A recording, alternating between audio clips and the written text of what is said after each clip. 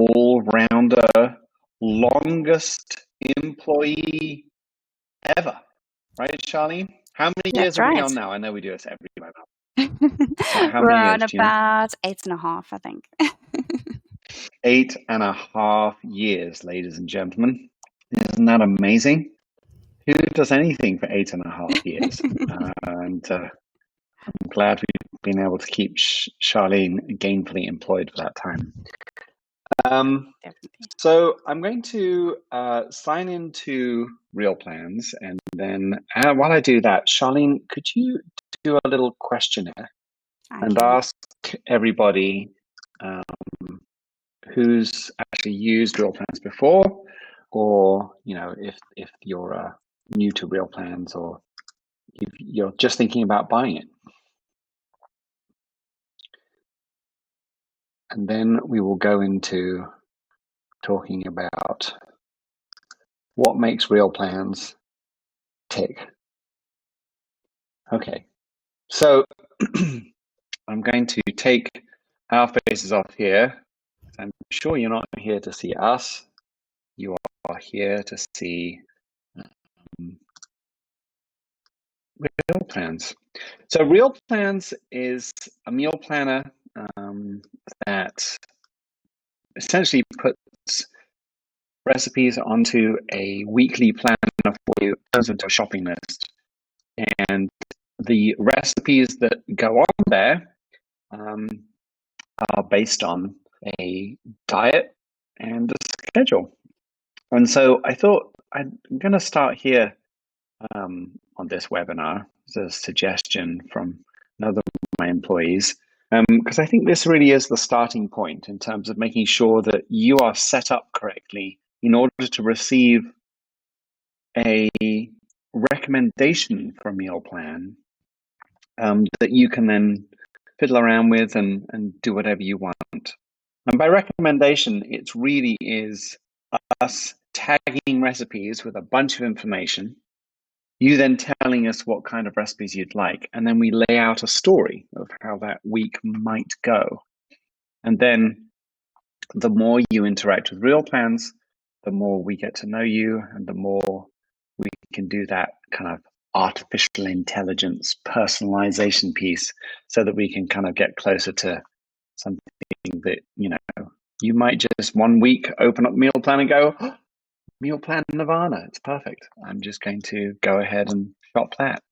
So let's look at this. So there's a diet and a schedule. Now, I got here by clicking on Settings, My Meal Plan. And also, by the time you've got here, you've also said what equipment you have in your kitchen, which is super important to make sure you've got right, because otherwise you'll get recipes for things that you simply can't make. And that would be really annoying. So this is a good way of filtering, one level of filtering for the recipes. The next thing that happens is you've got this diet and schedule. And so you may have flicked through this when you first signed up, but this is actually quite a lot of fun in here to play around with. And so let's say that you can't eat gluten. Let's say you're a gluten-free kind of a person. So you do gluten-free, and people say to us, what kind of diets do you have? And we say, well, we have all sorts of diets. You have all these different diets.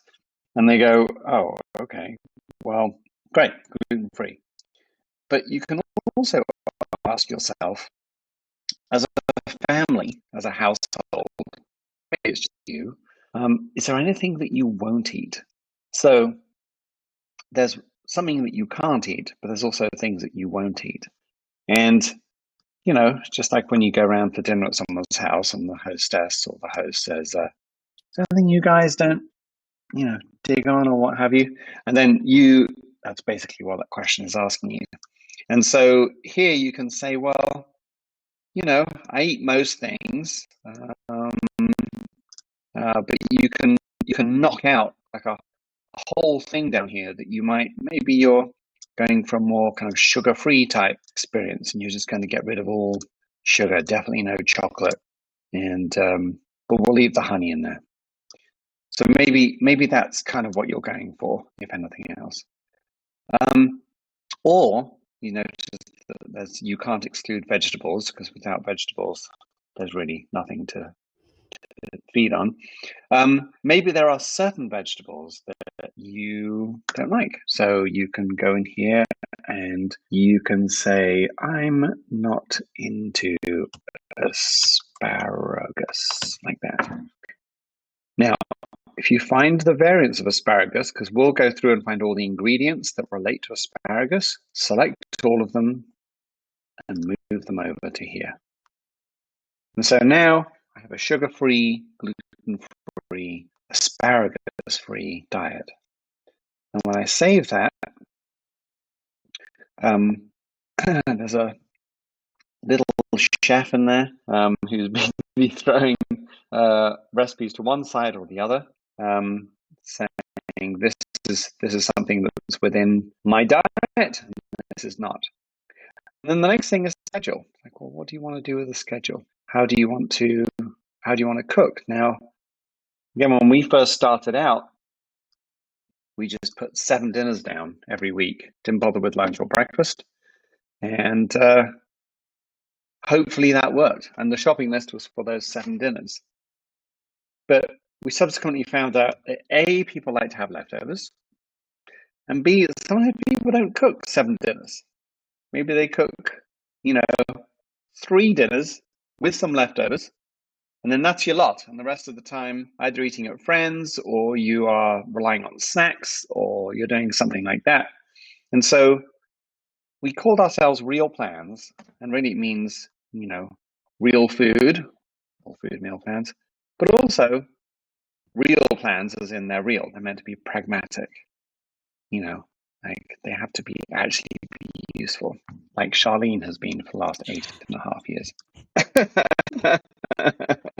Extremely useful. That's what we're going for. Okay. So, is there anything you want to add at this point, Charlene, or are we good? No, I think we're good. Okay. We have a question if you want to look at that. Oh, good. Yeah. Can you go back to the selections of what we do and don't like? Just go over the food exclusions again, just real quick. Sure. So you go in here, and anything that's included is on the left, anything that's excluded is on the right. So you just select what it is that you want to exclude over here, and then you click that, and then it comes over here, you see? Now I'm going to keep pork, but that's how it works. So you have included stuff on the left, and then you click the arrow, and it'll send it over to the right. And then if you made a mistake, saying, oh no, I totally want chocolate, click on chocolate, and then you can click on the left arrow and put it back into the included side. Okay? Who was that? That was Janine. There you go, Janine. Yeah. If you'd like to have an idea of our poll, it's mostly new users that we have with us today. Oh, okay. Great. Welcome, everyone. And especially welcome, Janine, for asking the question. Makes us feel like we're not talking to like an invisible wall of people. Thank you for joining and interacting with us. Okay, so next, scheduling. So scheduling here, I'm going to say 3, and this is the leftovers button here. And leftovers is not it's a planned leftover. It's not a wishful leftover, it's a real one. And by that, I mean we're doubling your ingredients. So, and here we're doubling. If you clicked this 2, we'd be tripling your ingredients. But it means that, if you have a pound of salmon on your recipe, then it's going to have 2 pounds. And so you're actually cooking that recipe on that night. And then you'll have enough left over for portions for the next week. Okay. So, look, there's our developers busy working away, doing stuff. Okay. Now over here, we've got serving size. So this is obviously, how many people you're going to be cooking for, including yourself. And that's important in terms of the quantity of ingredients that we advise that you get for the recipes. And then you can have lunch here. You can do stuff. And some people just say, look, I just want leftovers from dinner. That's one way of dealing with things. What about breakfast? I'd like make a different breakfast a few times a week, a big batch of breakfast items that are used all week. Enjoy smoothies. I don't know. I'm going to throw a smoothie in there. I'm going to have one smoothie. And I'm going to manage, because I like bacon, eggs, avocado. I basically eat the same thing every morning. I'm a creature of habit. I know owning a meal planner and having all these wonderful breakfast recipes. But I do. And then occasionally we'll dip in and kind of go and try something out. But I hold back on breakfast. I go all out for dinner though. Try all kinds of different things and try different recipes and different techniques of doing things. Okay, so there you go. Now, customized scheduling is the same as here with the diet. You can go really crazy in here and you can say, oh, I want this specific recipe every Friday night or what have you. But I'm going to skip this now because otherwise we'll be bamboozling you with information and not sticking to the script here of what it is to meal plan with us.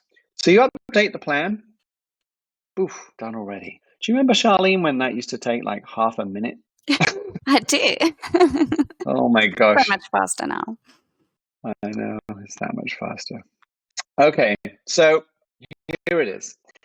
The meal plan comes up, and this is a suggestion of what you might want to cook.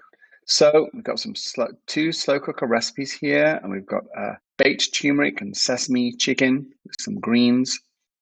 And if you click on minimize here, and by the way, this is me sitting on a laptop. You can do the same thing on your phone, on an iOS and Android, and you can do all of the same settings. All of this exists that I'm showing you on your cell phone. And they're native to iOS and Android, and so it's all the latest code and all that kind of stuff, and will work smoothly with the device that you're using, and also on tablets too. But this is the laptop version, and the laptop version you have more space, and so therefore it's easier to show you the concepts of what it is to use real plans. Okay, so a chocolate peanut butter protein smoothie. Wow, again, all out really on there. That's pretty cool. And then, so all of this makes up a meal plan. And again, it's a suggestion, guys. You don't have to do this, but you know how much easier it is to edit someone else's email than it is to write your own from scratch. Well, this is what this is all about. And so let's say I'm going to skip the soup. I'm going to remove the soup. But I do want something else for dinner. So what am I going to do about that? Well, here's a curious thing. It's marked My Diet 1167. That right there is your sugar-free, asparagus-free, gluten-free recipes. So we've already filtered for you. And if you wanted to, I don't know, glutinous sugary dessert or something, you can uncheck My Diet, and then, or more seriously, if you had other people in your family who don't care about the pasta that you've excluded or something, you could uncheck that and you'd get access to all the recipes and meal plans. You're always able to get there. So here I'm going to go course, and I'm going to go to entree here. And then what I'm able to do is then scroll through and have a look at, what's available. Now, we've ordered these based on, what people are super into. And you can, go in here and you can click on a specific recipe and have a look. And then, there's some ratings too, 4 ratings, and they're all 5-star. This is actually my personal favorite too, the chicken marbella instant pot. It is really amazing. Ooh, Meredith only gave it 4. I wonder why. Maybe she's like, she only saves 5 for things that, anyway, interesting. We notice how we rounded it up to 5, giving ourselves props. But anyway, feel free to rate recipes, guys, when you get to them, and hopefully you enjoy them. and let other people have some cooking tips and things like that. Okay, so this is a particularly good recipe. I like this one. And I got an Instant Pot last year, and it worked really well. And so to schedule it, you just pick it up, drag it over, and stick it there. And then when you're in the recipe there, you can have a look and you can decide what kind of a side you want to have with it. And our content team went through our various sides and looked at different things that you might want. Sweet potato mash, yummy, like that. And maybe I also want some greens as well. Now I'm going the lazy way, the quick way to go in there. I could also have gone over here, changed out entree and changed it to side and picked out something that way. So this is a chicken marbella Instant Pot, and it calls for, let's see, where's the chicken? Here we go. 1 pound of chicken thighs, the boneless chicken thighs, and then off we go. Now, I happen to know that this is a great leftover type recipe. So how do I turn this into a leftover? Well, I can drag it again. Let's say I'm going to have that leftover here the following lunchtime. And it says, do I want to move it or do I want to create a leftover? So I can drag the others too, but just I wanted to show you what this means now. When I click on this one, it's now saying I'm cooking for 8, it's saying I'm going to have 2 pounds of chicken thighs. And when I click on the leftover over here, now it says leftover portions of 4. And there you have it. So that's a very kind of scraping the surface of what's possible inside the meal planner and creating a meal plan. So your first step really is to configure the system in a way where you're going to get an approximation of what you want. So you have your the setting up, diet, schedule, equipment, then it creates a meal plan for you, and then you fiddle around with the meal plan. The next thing, which is rather exciting, is that it creates a shopping list for you and a timeline too. You can see the timeline here tells you what to do when. And we go to the shopping list. So this shopping list is actually my shopping list. Shows you all of the ingredients that you need to make stuff up. Now, if you find something weird, like tiger nut flour, what's that? That's in the baked turmeric and sesame chicken. Then you can go, tiger nut flour, what's that? Oh, that's interesting. I'm just going to use almond flour. I'm going to use something else. So you can already check to see what things are in. Tiger nut flour, I don't think I've ever seen tiger nut flour. What's a tiger nut? I don't even know what a tiger nut is. Does someone know what a tiger nut is? Tiger nut. Oh, tiger nut. Look at that. They are rather I just want to know. Right? Yeah. A tiger nut. Oh, it's just a nut. There we go. Tiger nuts are not nuts. They're a small root vegetable. There you go. Ladies and gentlemen, you heard it here. We have a little lesson on what tiger nuts are. Anyway, so there's your shopping list, and you take your shopping list and then you go shopping. So the first thing you do though is you get your cell phone out and you log into the same credentials, and then you go around the kitchen and you check off the things that you've already got. So you can say, oh, well, I've already got some garlic, and see how this is nicely separated by refrigerated and non-refrigerated produce. So it helps you out in the store or in a supermarket. Yeah, I've got some prunes already, got some sesame seeds, etc., etc. So what it's doing is it's going through and helping you out. Now you see here it says sesame seeds and sesame seeds. It's because this recipe is calling for raw sesame seeds, and oh, look at that, Charlene. The same recipe is calling some for raw and some for. Can you make a note of that and figure that out? I'll Now, do that. I want you to know, my dear webinar friends, this is always a work in progress. We've been going for 8.5 years, and we're still finding little things that we need to tweak the whole time. And that's what we do. We spend the whole time tweaking and making it so that 99.9% of the time it always works. And we need your help as well. So if you find something that's weird, let us know about it. And then you're helping other people too. So this is the No Holds Barred webinar where we point out where we too have a long way to go in our way of making things work. But we hope that what we already have, we have grazed our needs sufficiently that this is useful for you. Okay, so now I wonder if you've noticed here, buy this every week. So this is a really interesting thing. In here, you can go in here, let's say I wanted tiger nut flour every week. Oh, I'm running out of tiger nut flour. I need to get some now. Here you can say, buy this every week. And what that means is that you can check for the existence of something. So let's take a more serious example. So if I said earlier that, I just get a smoothie. Well, what if I wanted to have bacon and eggs and avocado every week? So what you can do is you can go in there, you can put, I want bacon. And then regardless of what's in the recipes, you'll always have bacon on your shopping list. And again, it doesn't mean that you have to, get bacon every week. It means that you check for bacon in your fridge, which is the most important thing, because there's a disconnect between what happens when you're in the kitchen and when you go to the store, and then you've got all those bright lights, and thousands of things that you could be buying, and you panic. You go, do I have bacon? Probably. I don't know.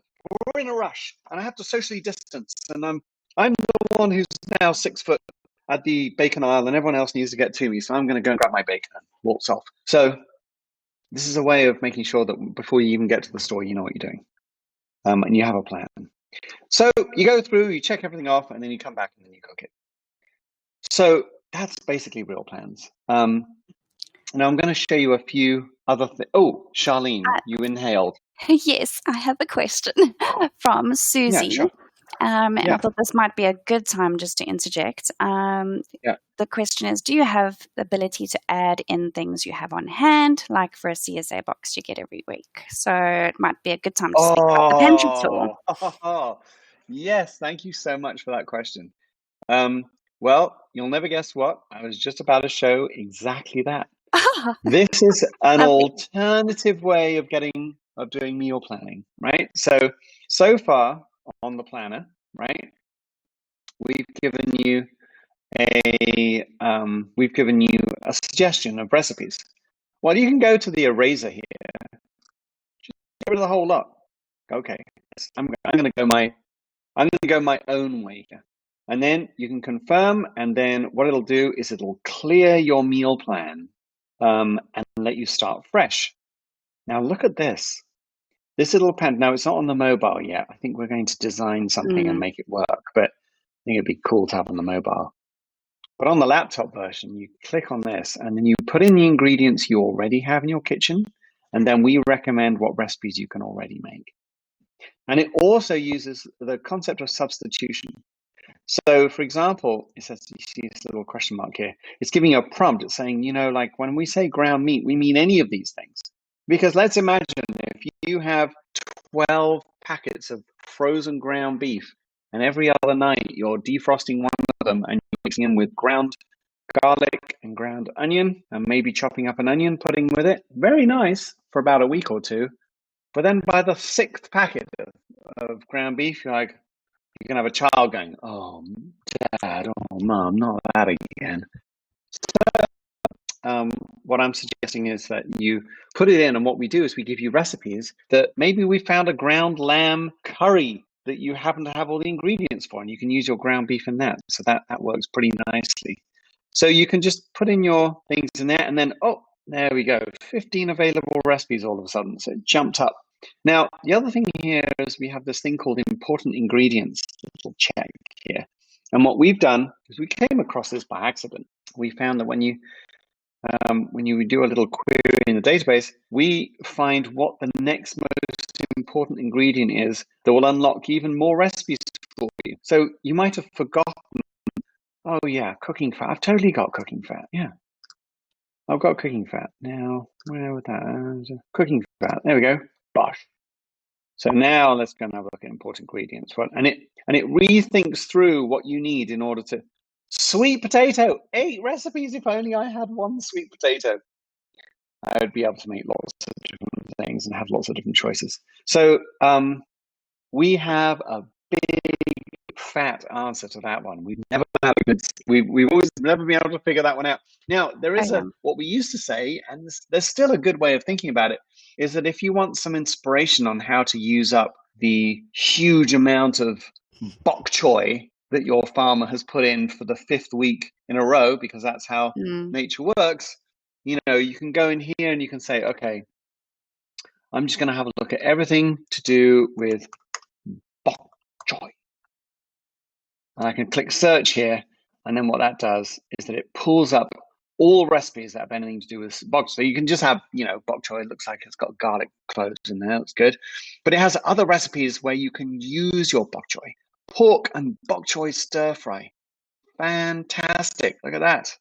I'm going to go with that. And you may look through this and go, actually, this looks like a scary list, but a lot of these are stock things. Maybe I just need to go and pick from my neighbor's lemon tree. And that's pretty much all I need, So, and minced garlic. I got some fresh garlic. I'm fine. So, I think that there's always a thing designing software about how much you want to totally automate someone's life.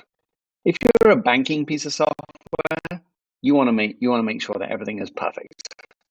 If I deposit a check for $1, there's $1 in my bank account 3 days later, if it's a good check. And you can kind of look at the balance and all that kind of stuff. Meal planning is a different animal. We are here to inspire you. And there are going to be times where you're going to slightly fudge the whole thing. And you go, well, like I just showed you, I don't have minced garlic. I don't even know how to get minced garlic, but I do have fresh garlic. And so on the shopping list, you look at the minced garlic and go, I got that. And then when you get to the recipe, you make a mental note and you do that. And so you can play around and you can make it. But the idea is that it takes a lot of the effort out. And it mainly means that when you go to the shops, you really know what it is that you need to buy in order to actually make meals, which saves you money, which saves you time and effort in terms of planning.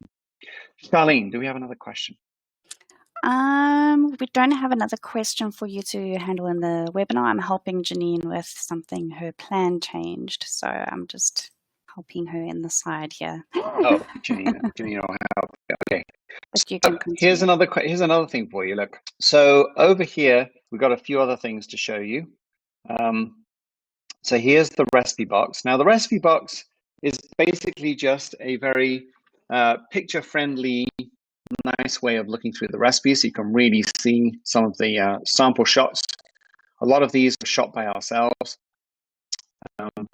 And so you can kind of check out what there is and you can filter, and then you can schedule directly from here. You can also import recipes. You can point it to the URL, and if it's a well-formed recipe, you can do that, or you could just manually copy and paste in the ingredients and how to prepare, and then that will work for you too.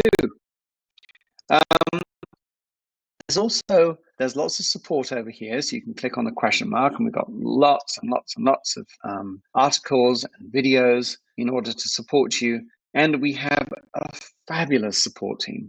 And you can just go over here into support, and we'll provide you email support and kind of set you up there too. Now, in settings, if you're looking for more recipes to add to your recipe box, maybe there's kind of something that you're really kind of, you've heard of a blogger that's joined Real Plans or anything like that, and you've already got an account. You can go over to your account over here.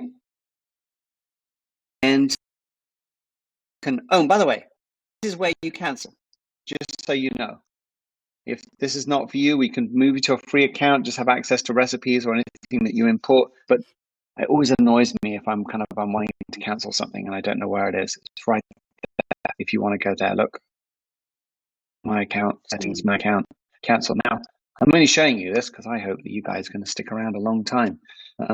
But here, look, so manage add-ons here. You can have a look and you can browse all of the different add-ons of what's available. And then we have some solutions if you're into tracking macros and all that kind of stuff. Or if you're a practitioner and you wanted to meal plan for clients, you can upgrade to the Real Plans Pro. So I think that concludes everything that I wanted to kind of say to you guys.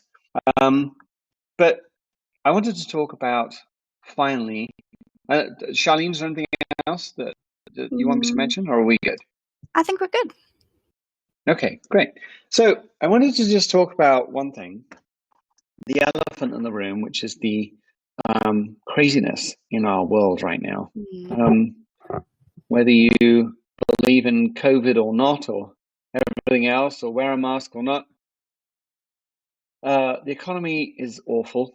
Times are difficult for a lot of folks, and also stress, I believe, is mainly caused by your diet. And antioxidants can do it, but if you're also eating poorly, it can contribute to that.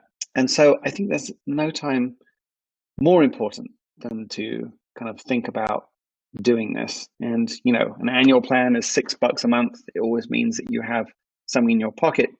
But if you're super struggling and you have been 31 minutes on this call and you're still into it, but you're wondering about how you're going to be able to afford it because you're struggling, then please let us know. Please let support know, and we'll figure it out for you. We're wanting to help, and we don't make this public, as in, we don't put this on our homepage or anything, because we will be up for fraud. And if you can afford to pay for a subscription, then help us keep the doors open and let me pay Charlene and servers and the many things that monthly expenses that go into kind of keeping something like this running. But I wanted you to know that if that's your position, there's no shame in it. It's more that we want to support you and make sure that when you do go shopping, you're really buying things that are going to support your health and well-being for you and your family. And I think that's it. I wanted to thank everybody for coming and taking the time to be with us and enjoy Real Plans. Take care. Bye-bye. Right. Bye. Bye, Charlene.